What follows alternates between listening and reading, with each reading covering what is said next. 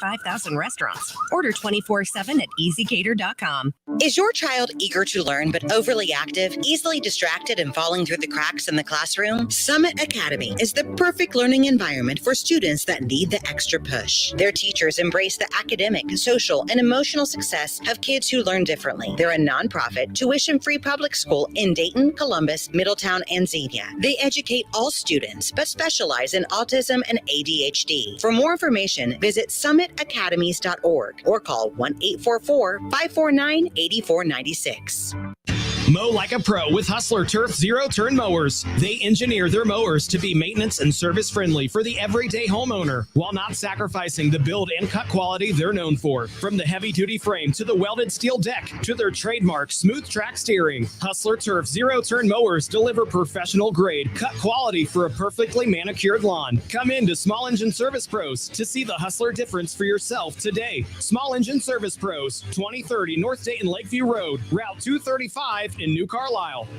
Cordell Transportation is now hiring Class A CDL drivers. $5,000 sign-on bonus. That's right, $5,000 sign-on bonus. Home daily dedicated lanes, no touch freight. Apply today at CordellTransportation.com. Cordell Transportation, driven to succeed. He's a former Buckeyes great and now a college football Hall of Famer. Look at him go! And don't forget about his 13 years of NFL experience playing for the Eagles, Dolphins, Jets, and the New England Patriots. Watch for the great block by Keith Byars on Pepper Johnson. Bam! Right there. Byars just failed. He's Dayton's own Keith Byars. It's the Keith Byars Show, presented by Lee's Famous Recipe Chicken on Dayton's home of the Ohio State Buckeyes, 1410 ESPN Radio.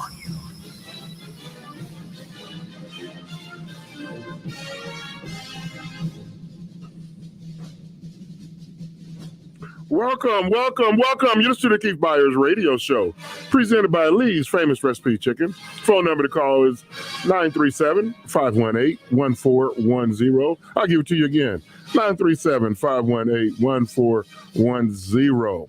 Wow, look outside. It is raining. It is coming down. But guess what? It's Monday. We don't care. You know, I can still hear the Bangles song banging them, singing them here. Another Manic Monday. I won't sing to you because I want to make sure you guys keep listening, because that'll really turn the radio off. But it's a Manic Monday. That doesn't necessarily have to be a bad thing. It's a good thing. Way to get your week started off, to a flying start. Hey, it's April showers. Do what? They bring May flowers. So if you want all that nice, good green foliage, this summer, you got to handle some rain. So rain is not a problem. Hey, so it's going to just make my grass grow even that much higher. And it gets me out of some duties to do at home. Hey, it's time to mow the yard. I don't have to do that. It's raining. So, hey, I get a little bit of a pass. But this weekend, a lot of you guys, what a wonderful weekend it was. So you got a lot of yard work in already. But, wow, what is going on in the world of sports? Big week. This is the NFL draft week. And all you Bengals and Browns fans, who you picking? Who do you want? But so that's going to dominate the NFL news all week long, and hopefully nobody gets in trouble this week that would hurt their draft status. You've come this far, you guys in college. Don't mess up now. Don't do anything silly. And every year, you get to the draft. Seems like it's the same old thing as far as draft stories. Who's going to slide down in the draft? I didn't think he was going to be picked that early. Who's this guy? Who's that guy? It happens. So, but we're going to tune in. We're going to watch. We're going to cover it, all 3 days of the draft and see how that goes. But I will answer this question for you. Who do the Bengals draft? Well, my draft philosophy hasn't changed. Whoa, gosh, in 30-something years, almost 40 years, since 1986, when I was in the draft, when Buddy Ryan drafted me, and getting to know Buddy Ryan all those years and the success that we had in the draft with the Eagles. And I've seen it, go around, go on. Other teams have used it to a degree. But who do you draft? Buddy Ryan's philosophy was if you're not in the top 10 picks of the draft, you pick the best available player on the board, regardless of position. So your top 10 picks, you're supposed to get your needs.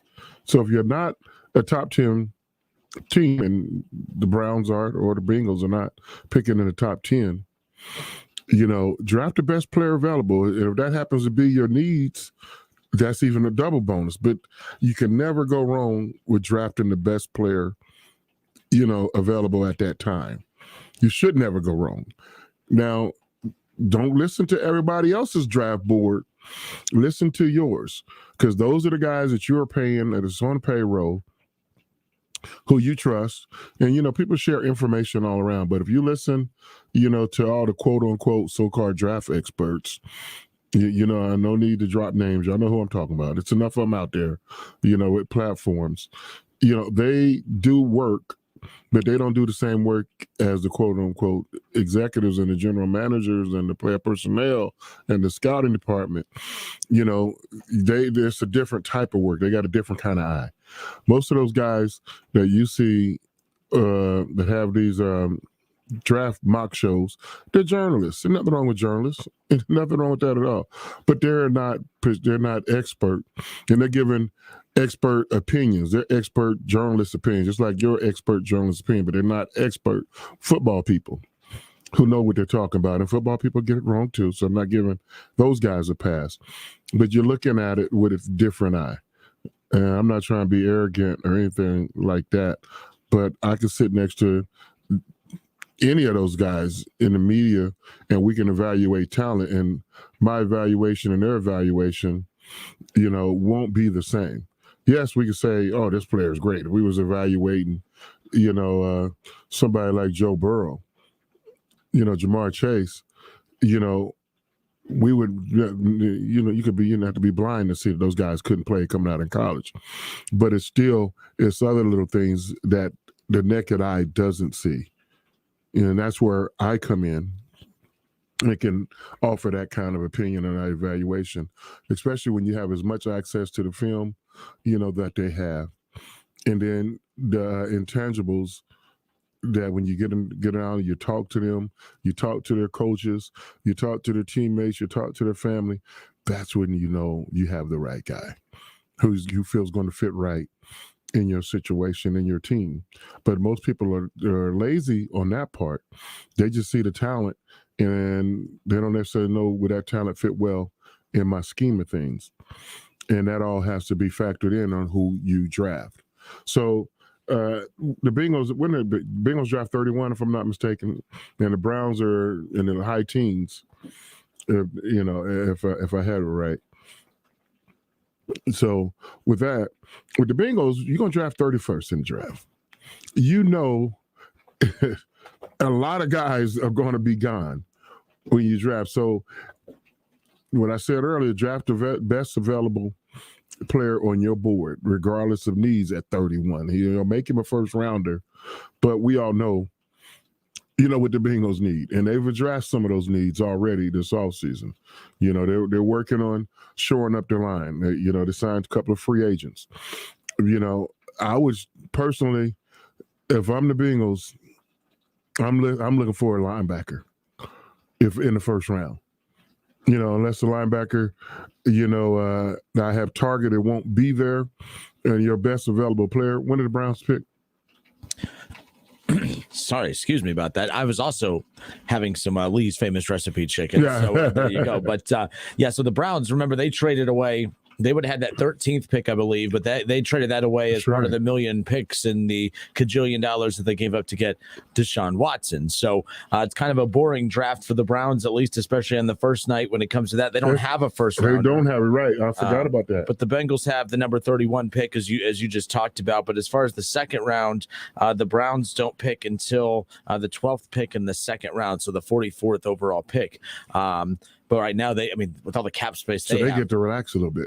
Well, I've said this before, that this draft is probably the most important draft for the Bengals and Browns in quite some time, because both general managers, or Duke Tobin, whatever his title is for the Bengals, they have to show the fans that, hey, if we're for real, if we're going to be a winning team for the next 5, 6, 7 years, we're not going to have those top 10 picks. We're going to be picking at the back of the draft, or we might be giving up first rounders to get proven talent that's going to make an impact right now.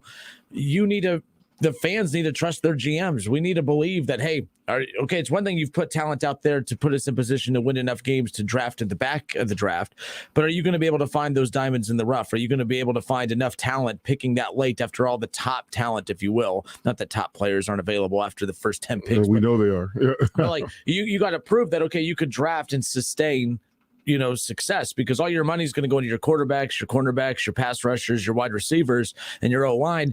Are you going to find linebackers? Yeah, Deebo Samuel wasn't a top 10 pick. So it's going to be, finding guys like that. That's why San Francisco's been able to continue, even with Jimmy Garoppolo at quarterback, been able to continue their run. So I think that's why this draft, although boring on the first night and the second night for Browns and Bengals fans, it's an important draft, because I need to see Duke Tobin be able to sustain success picking late in the draft. I need to see Andrew Berry continue to do what he's doing. He's drafted well the last few years, but can you keep doing it drafting this far back? That's going to be the big question. Yeah, that makes you a winner.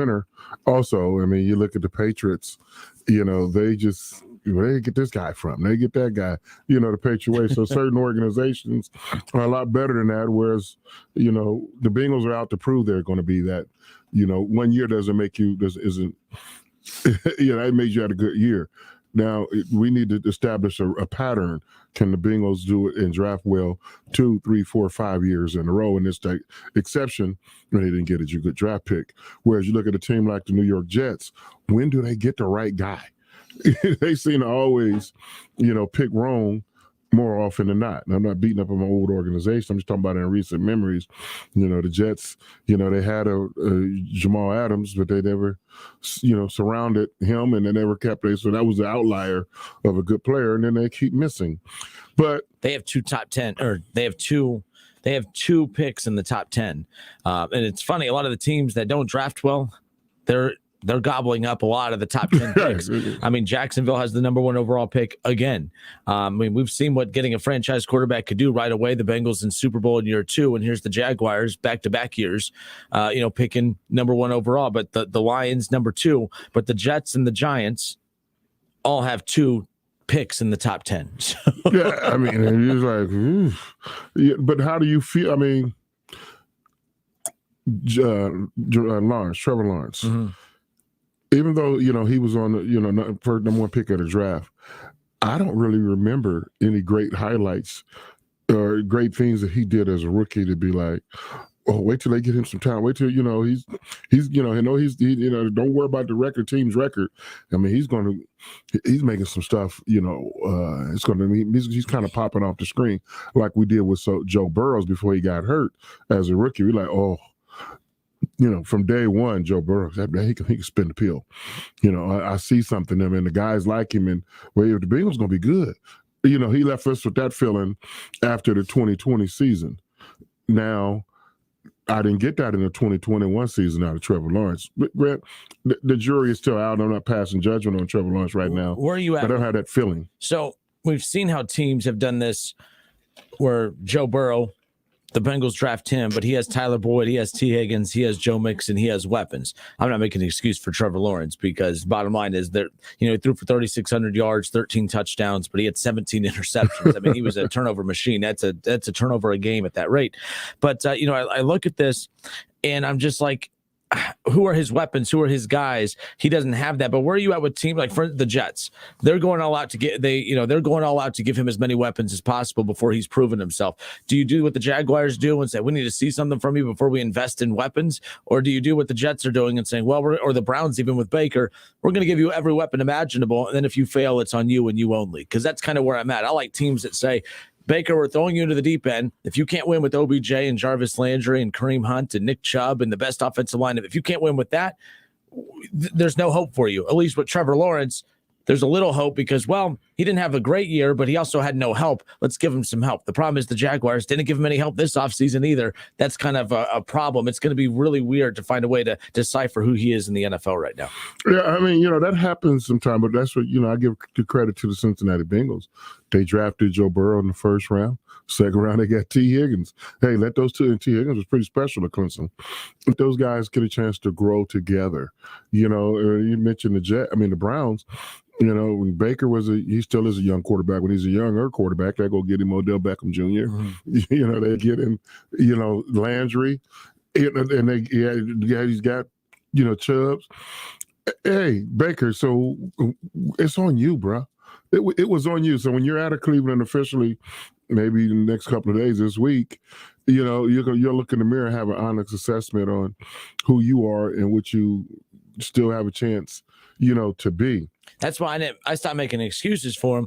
The Browns, they gave him 2 tight ends. You had Austin Hooper, you had David Njoku, you had 2 dominant running backs, Kareem Hunt, Nick Chubb. You had OBJ and Jarvis. Now, OBJ, I still blame him for a lot of stuff that went wrong in Cleveland as far as his production. He dropped a ton, too. It's, you know, you could show all the overthrows all you want, but with the throws that were right in the breadbasket, he was dropping those as well. But the point is, find a way. I mean, Matthew Stafford, I don't think anyone looks at him and says, I'd pick him over Aaron Rodgers or Tom Brady or Patrick Mahomes, but he made it work with OBJ.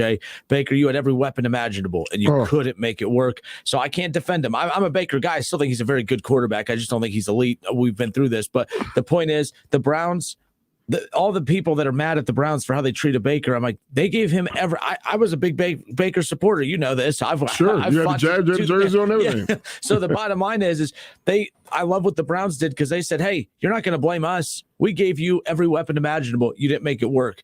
The Jaguars, if they don't do something, the Bengals, same thing. They gave Joe Burrow, they've given him every weapon outside of an offensive line. They finally given him that. But these quarterbacks are proven, hey, we're going to make these weapons work. Baker couldn't do it in Cleveland. Let's see what happens with Trevor Lawrence in Jacksonville. But they got to give him some weapons first. And right. I mean, that's they give you weapons, but that's a two-way street. I mean, and I give Tom Brady a ton of credit for who he is as a quarterback, because name his best receiver ever, and he didn't have him a long time, and that was Randy Moss.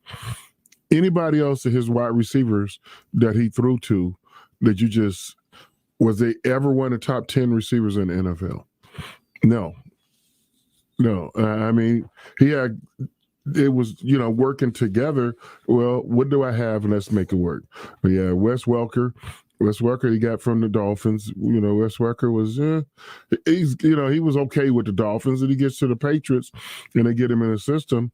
Wes Welker was still talented, but he wasn't one of the top 10 receivers that you had to have on your team. But Tom Brady gave him a career. After Wes Welker gets it, Danny Amendola. You can find those guys a dime a dozen, but they're working well in the scheme. It makes it happen. He had Deion Branch, Super Bowl MVP. And Deion, the hard-working receiver. So Brady worked together. You make me look good. I'll accentuate your positives. I'll, make you, you make me look good. I make you look good. So that's what, so you tailor the offense to those guys, whereas, I love Pat Mahomes, and he's doing the same thing as Brady's doing. I don't think, this is going to sound somewhat crazy, I don't think Tyreek Hill is, I don't put him in elite receiver category as far as all the route runners. He's extremely fast, which I call him the cheetah, but he's not a great route runner. He can go deep, no question about that. But he doesn't really catch a lot of slants because he's a coward. He don't want to go in there and get hit. He don't want comebacks. He don't really want a whole lot. Deep posts. So the receiver tree is limited with a Tyreek Hill. And Pat Mahomes realized that. Hey, I just feature what he's good at, and he does. So his go-to receiver overall is Travis Kelce. He's playing matchup problems like Brady would do. With Gronkowski and Watson and all other you're playing tight ends, because you don't want to give up that space to the tight end. That's right. What works. So I'm just trying to move the chains. Move first downs, turns into touchdowns. Everybody, you don't have to hit home runs all the time. And Brady realized that. Pat Mahomes is realizing that too. Dak Prescott, he's not quite embracing it yet. Dak wants to throw the ball deep, because Jerry Jones is tending to throw the ball deep. You had, there's Amari Cooper, CeeDee Lamb. He wants deep ball. Deep balls beat up. You take enough short throws, make them come up. Then you go over the top. But you got to be patient with that. But then when that got taken away, Dak and the Dallas Cowboy offense all of a sudden wasn't as prolific. The only quarterback that has been able to dominate the deep pass without great tight end play, Joe Burrow and the Bengals last year, that was Joe Burrow, Jamar Chase. I mean, they didn't have great tight end play. They had solid tight end play, but they didn't have great tight end play with Uzomah. And those but guys, they took shots. They took usually about one shot a quarter. Mm-hmm. But usually at the end of the half, they'd capitalize almost every time. But what they did well was get yards after catch.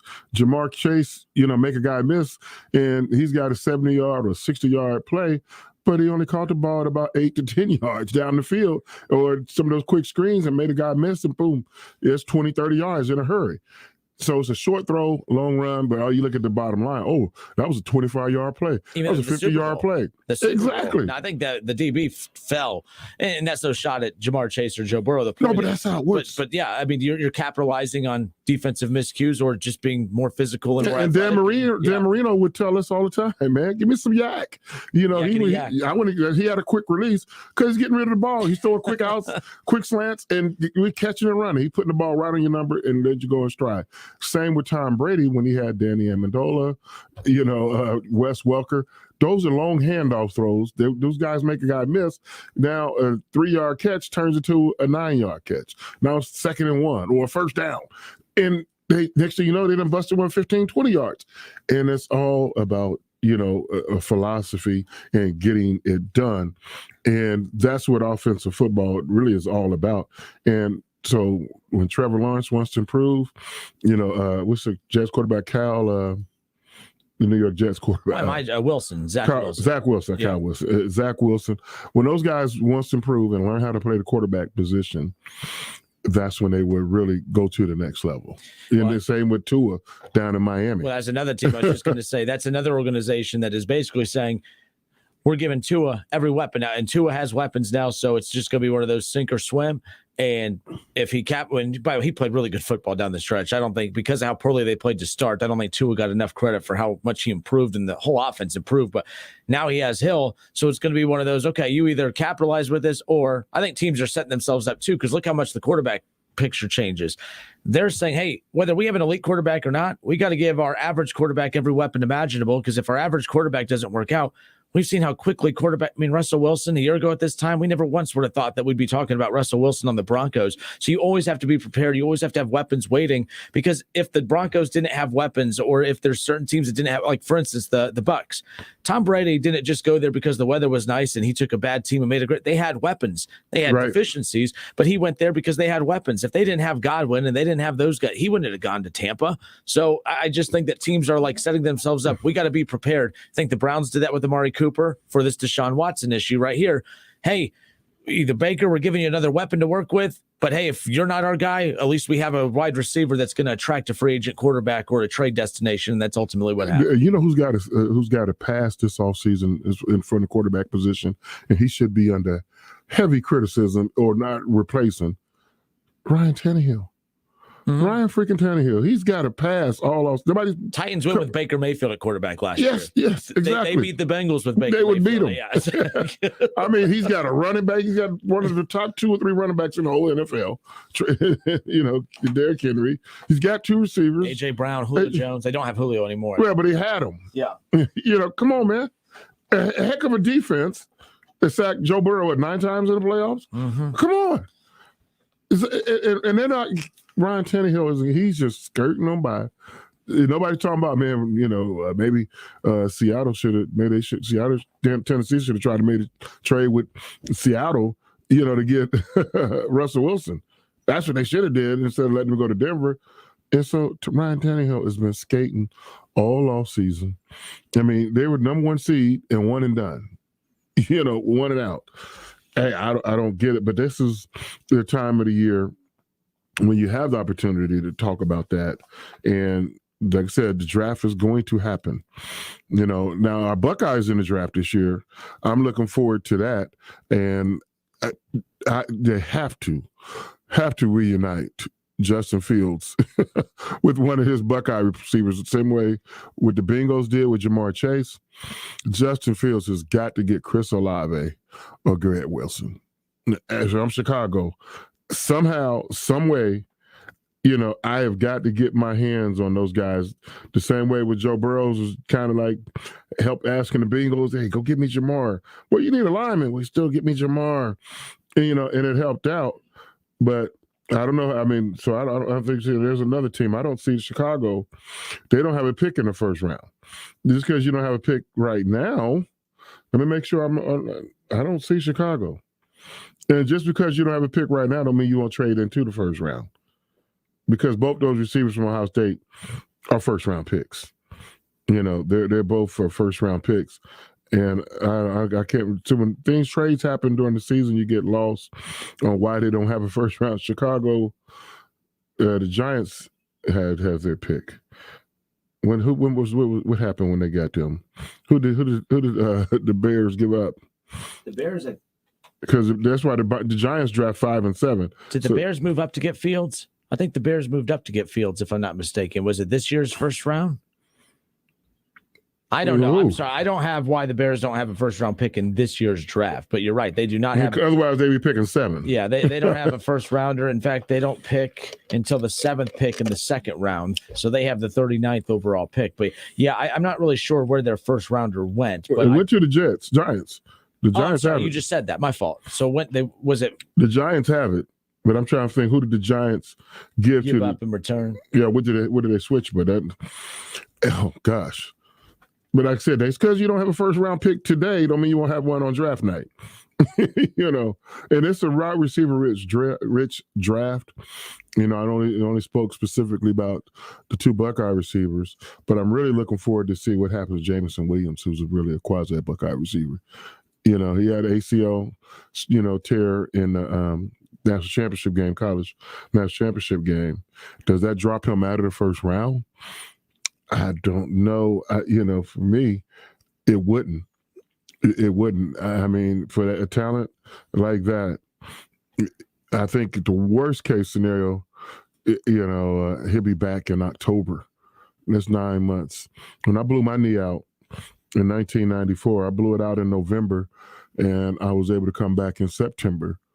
That was 10 months. So, and that was, gosh, I don't want to say it out loud. It's too long ago. That was almost 30 years ago. So medicine has improved in that time. So we'll see how it all breaks out. But we got to take a break. I want to talk about some NBA playoffs too. What are you going to do if you are the Brooklyn Nets? Could they possibly be out today and get blown out? You listen to the Keith Byars radio show presented by Lee's Famous Recipe Chicken. It's the Keith Byars Show, presented by Lee's Famous Recipe Chicken, right here on Dayton's home of the Buckeyes, 1410 ESPN Radio.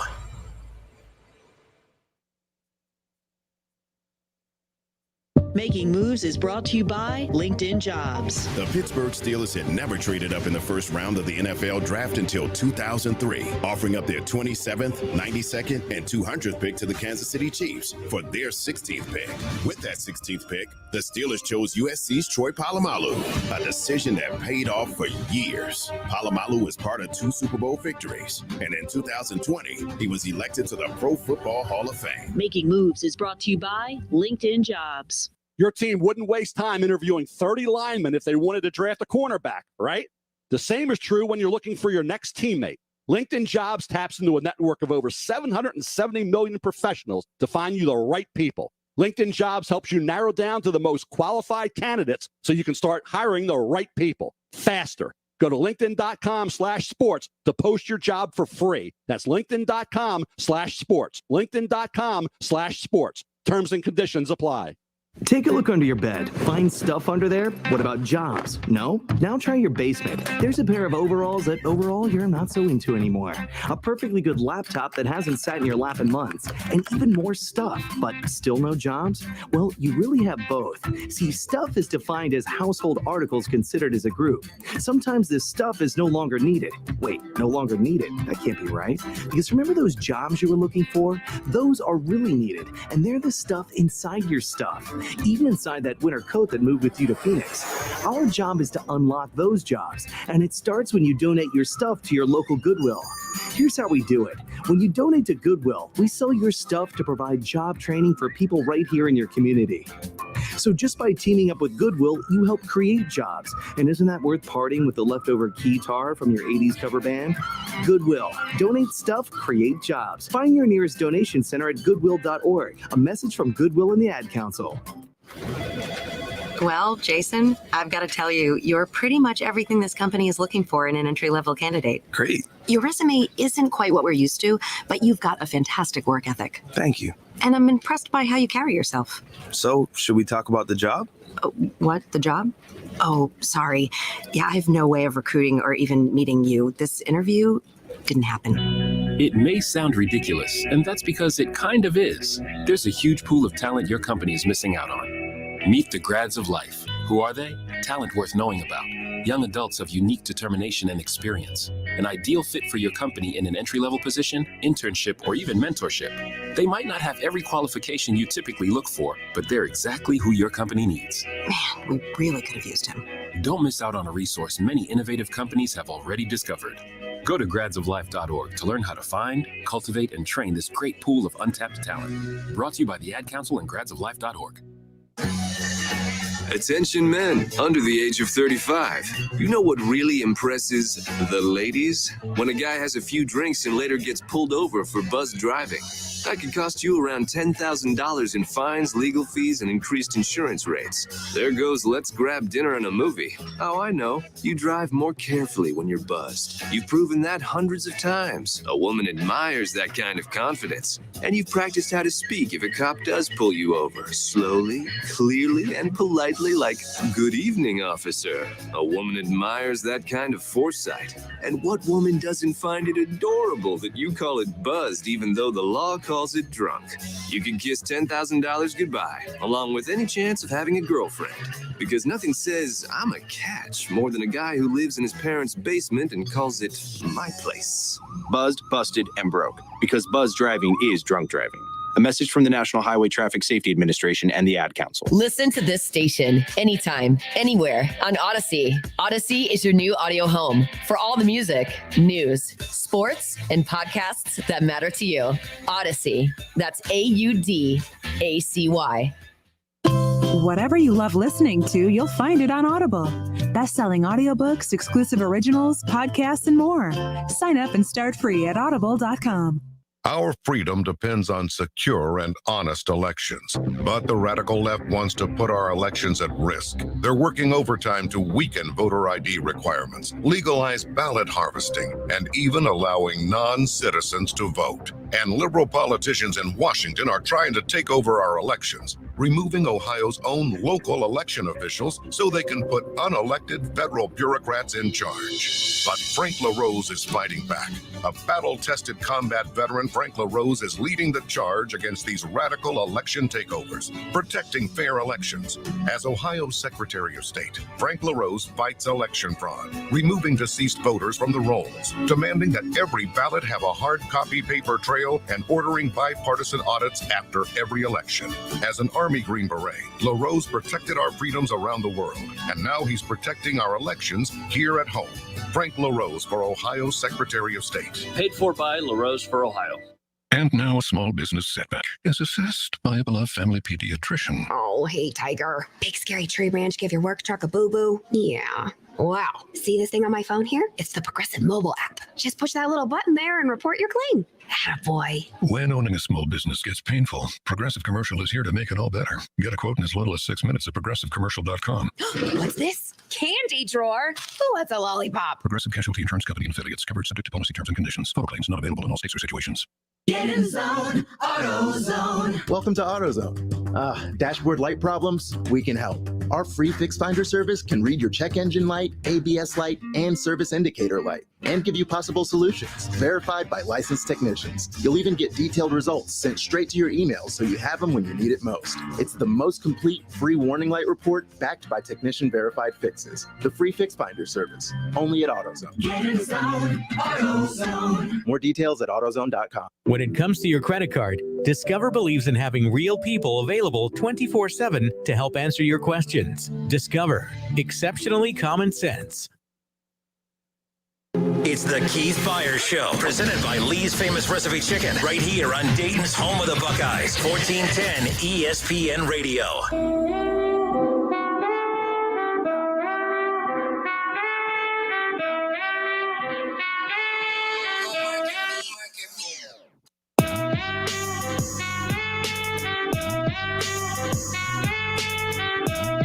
Welcome back. Welcome back. This is the Keith Byars Radio Show, presented by Lee's Famous Recipe Chicken.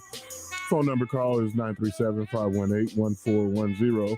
Or you get me at Twitter also. I don't think I gave my Twitter handle today. KAB41 at twitter.com. I think we got a Facebook message coming in. So let's do it right now. Read it to me. Yeah, the Keith Byars show presented by Lee's Famous Recipe Chicken is live on ESPN Dayton's Facebook page. So make sure you're liking and subscribing that, plus ESPN Dayton's YouTube channel and ESPN Dayton's Twitter handle as well at ESPN Dayton. But so John Sladen's, when we were talking about Justin Fields with the Giants, Sladen's said that they did trade the 2022 first round pick for Fields. So this year's first pick, so they moved up to be able to acquire Justin Fields, which thanks for the information. But kudos to the Bears for being aggressive to give up this year's first rounder to go get Justin Fields. But you go get Justin Fields and then you start Andy Dalton over him. You try to convince everyone that he's the problem, that he doesn't. You've given him no. In fact, the one weapon he did have last year, Allen Robinson, he's gone. You didn't replace him with anyone of significance this offseason. In fact, they've been crickets as far as offseason activities concerned in free agency. When Justin Fields struggles again this year, if he does, but assuming he does, because they haven't given him any help, they're going to say it's him. Oh, it's the ongoing Buckeye quarterback curse. There's no good pro Buckeye quarterback. But you can't not give him any help. And, Baker gets all the help he needs in Cleveland. He didn't make it work, as we talked about. Tua's getting a ton of help in Miami. If he doesn't make that work with Hill and those guys, okay, that's on you, Tua. They gave you weapons. But Justin Fields, if he doesn't work this year, we're just going to say, oh, man, see, Justin Fields, he was just overrated coming out of college. No, the Bears set him up to fail, and that's the problem. Oh, absolutely. I always say I still wish that Justin Fields and Mac Jones had to switch places. If Justin Fields goes to the Patriots, they're in the playoffs. Mac Jones would have been a disaster anywhere. Oh my gosh, yes. He's uncomfortable to watch even with the Patriots. He's very well coached. Justin Fields needs a very good coach. And then what do the Bears do? They get him a defensive coordinator as a head coach. I mean, come on. Like, it's just, it is what it is. Buddy Ryan was being a defensive coordinator, got the head coaching job in Philadelphia when I was there. At least Buddy didn't pretend to know anything about offense. He knows how to stop an offense. And he would just yell, run the ball. What does that mean, Coach? We'll play, we like to say, just run it, throw it. They're around to make some plays. Okay, I heard the head coach. Now, let's kind of govern ourselves accordingly to, let's call it pass play. But he didn't say run the XYZ post or anything like that. He still gave us freedom. That was just him being frustrated. Whereas Nagy in Chicago, he really thinks he knows something about offense. Hire some offensive people. And like I said earlier on the show, when the Bengals drafted Joe Burrows in the second round, they went and got T. Higgins. The Bears draft Justin Fields, and then they don't draft nothing else around him. And like you said, they've been sitting on their hands all offseason. Go get them Deebo Samuel from the San Francisco 49ers. He wants to be traded. Get the guys help. There, no matter how much talent you have accumulated, there's always room for more. There's always room for more. I mean, look what Tampa did when they won the Super Bowl a couple years ago.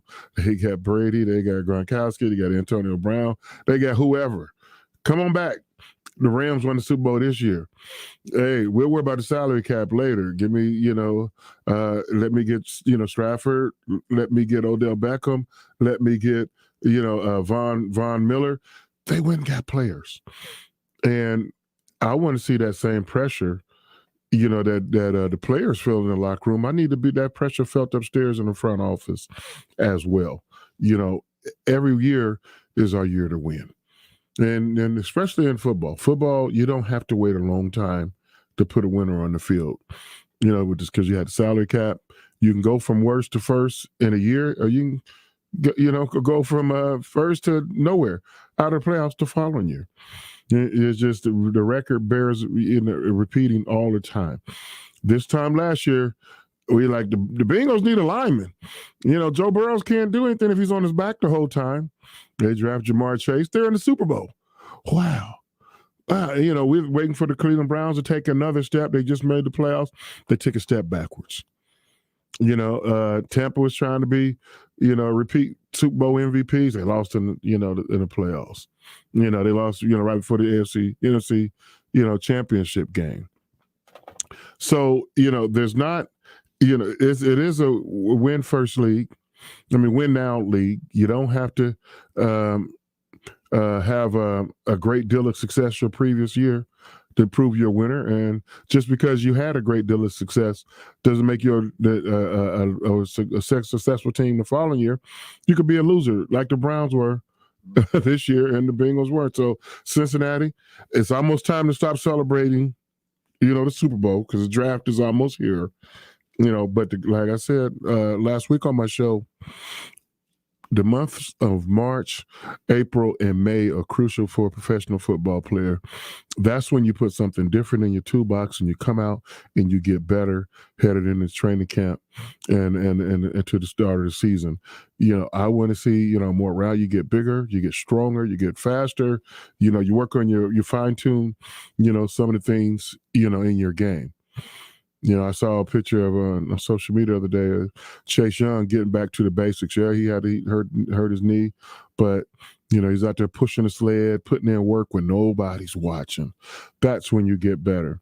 But getting better, hey, we enjoyed the NBA playoffs this year? I have really thoroughly enjoyed them. I told you last week when it started, I'm probably not going to get a lot of sleep until June because it's up every night. These games are really, really good. But the Brooklyn Nets, what is going on there?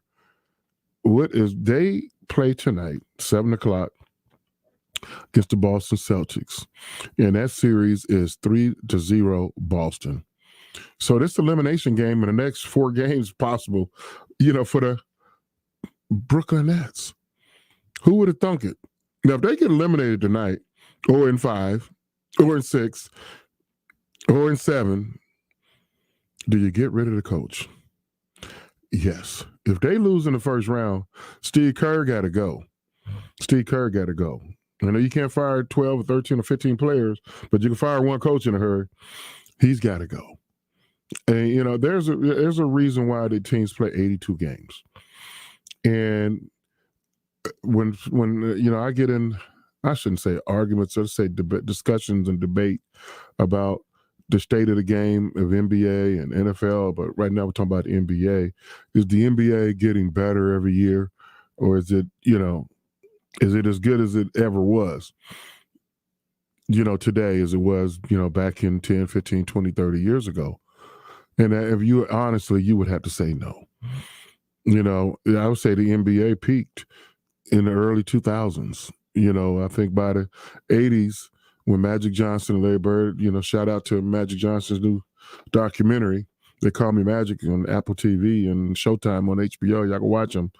But with no question, the NBA low point was the 70s. But the highest point probably was the 80s and then 90s when Jordan came in. He was in the 80s, but the 80s and 90s period was the high point. In the 2000s, early 2000s, when Shaq and Kobe were doing their thing, it was still high. It had dropped a smidgen of a knot. But, wow.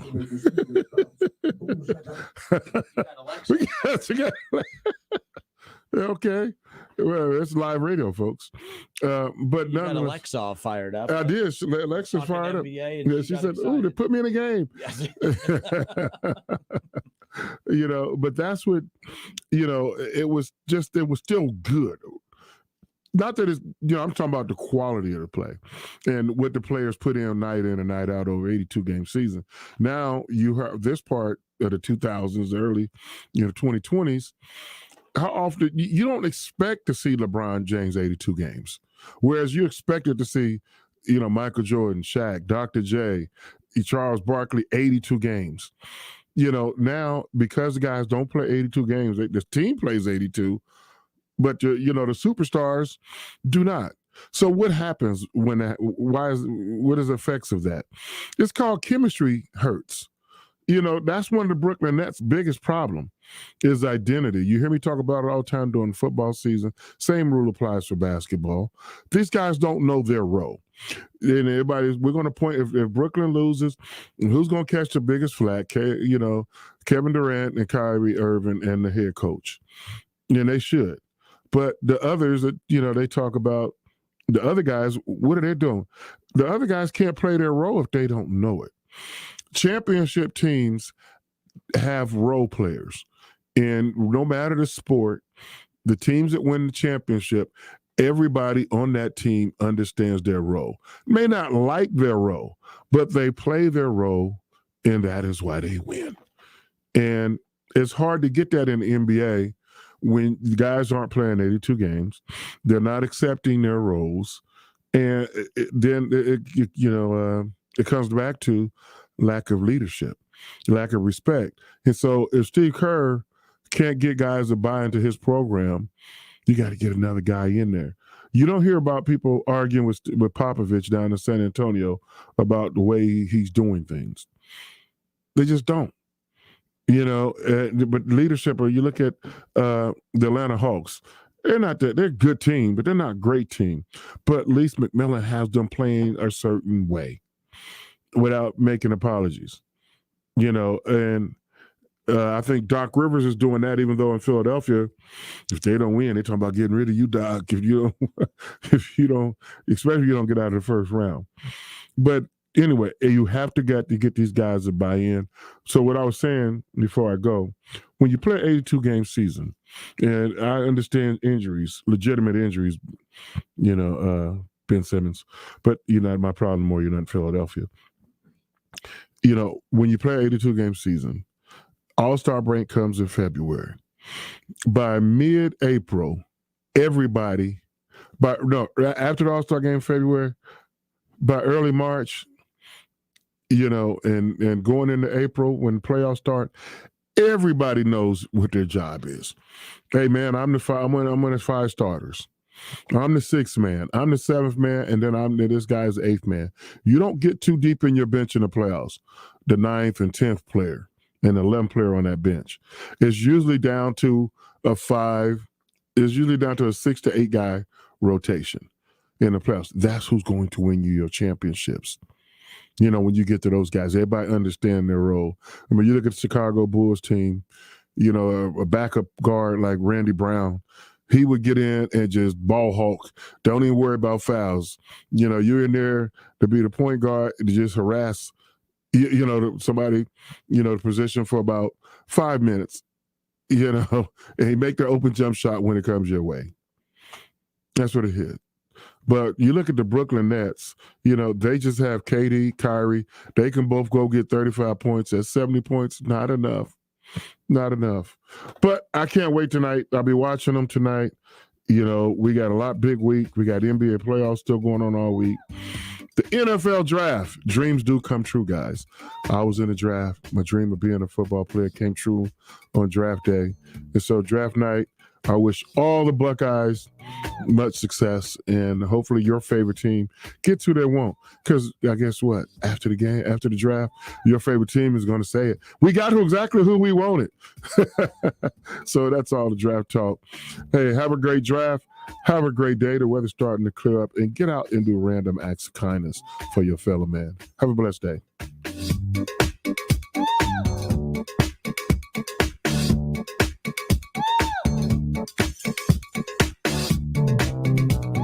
It's the Keith Byars Show, presented by Lee's Famous Recipe Chicken, right here on Dayton's home of the Buckeyes, 1410 ESPN.